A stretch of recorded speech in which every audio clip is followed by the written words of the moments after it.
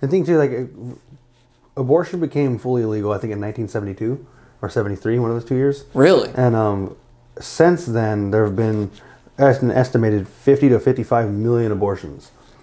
So if you get that number and you put it to the total population right now, is what, 300 million?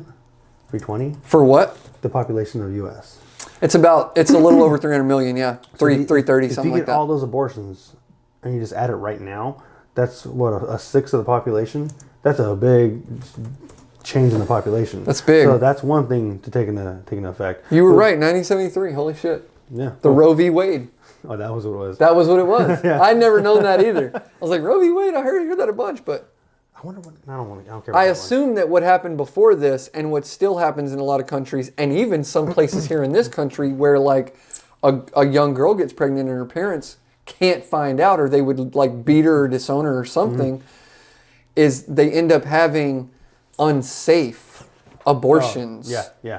And totally that's even worse. Well, in Ireland, I think, abortion is illegal. Yeah, it's still illegal. But they have a better healthcare system. I know.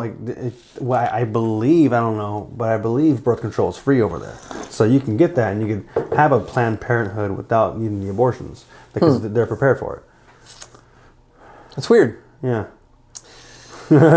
I wish that there was a little bit more understanding of things. I think that no matter what happens, we shouldn't be condemning people for every action that they make. Yeah. Like, granted, there's some things that we might want to consider to be unforgivable, but that should be extremely rare. Yeah. And like, I'm not going to go ahead and call somebody who gets an abortion a murderer.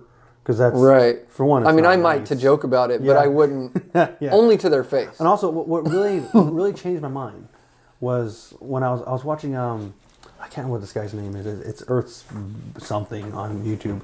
But he goes around and he talks to people about veganism. Being vegan. And he asks questions like, why do we eat certain animals but not these animals? And at what point would you say an animal's okay to eat? And, right. Right. At what conscious level? Yeah. At what? Where do you draw the line? Yeah. And where is it humanely? Is it possible to kill an animal humanely? Which is what people say. Because every time you get into a conversation about why you eat meat, and they go, "Well, they're raised for it, and they're all killed humanely."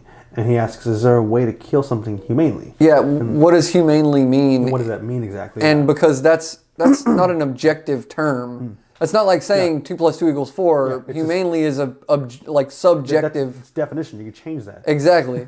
So, and when I heard other people doing the same exact argument about abortion, or like at what age constitutes when you can have an abortion that you think, at what point is it a child, and everybody's argument sounded a lot like the reason why they eat meat. It's just convenience.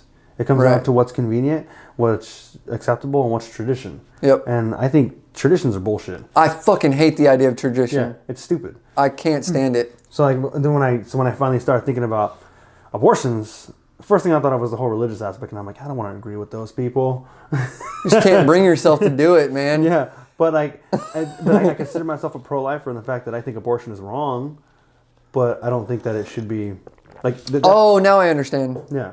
More what that meant. I never cared to get involved, to be honest. Even though I have had an experience in this department.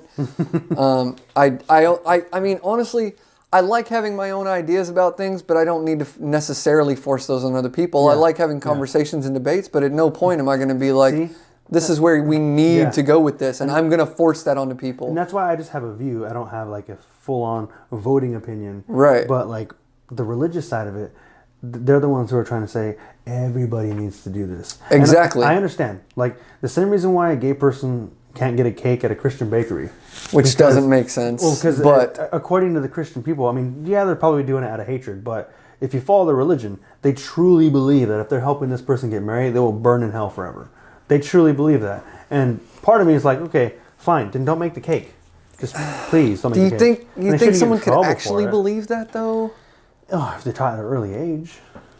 Maybe, I guess. I mean, ignorance, maybe I've just never experienced that level of ignorance, but I guess it's possible. It's hard for me to believe, man, that it's not just out of spite or out of stupidity or something. And that's the thing too. Like, if you don't believe what they believe, then what you instinctively believe is that they're just being hateful.